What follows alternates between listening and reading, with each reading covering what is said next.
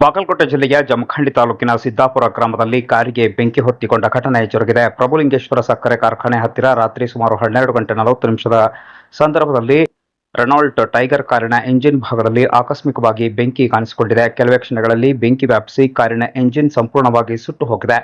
ಘಟನೆ ಗಮನಿಸಿದ ತಕ್ಷಣ ಕಾರಿನಲ್ಲಿ ಇದ್ದವರು ಹೊರಬಂದು ಅಪಾಯದಿಂದ ಪಾರಾಗಿದ್ದಾರೆ. ಸ್ಥಳೀಯ ಅಗ್ನಿಶಾಮಕ ದಳಕ್ಕೆ ಮಾಹಿತಿ ನೀಡಿದ ಬಳಿಕ ಸಿಬ್ಬಂದಿ ಸ್ಥಳಕ್ಕೆ ದೌಡಾಯಿಸಿ ಬೆಂಕಿಯನ್ನು ನಂದಿಸುವಲ್ಲಿ ಯಶಸ್ವಿಯಾಗಿದ್ದಾರೆ. ಘಟನೆಯಲ್ಲಿ ಯಾವುದೇ ಪ್ರಾಣಾಪಾಯ ಸಂಭವಿಸಿಲ್ಲ.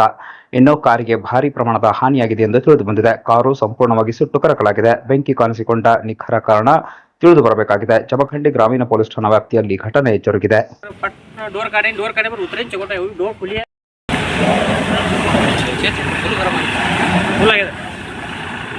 ಮಾರೇ ಅರ್ಜೆಂಟ್ ಏನಂದ್ರೆ ಸಾಯ್ದು ಅಂತ ನಾನು ಎಲ್ಲ ನಾವು ಹೊಡಿ ದಬಾ ಸರಿ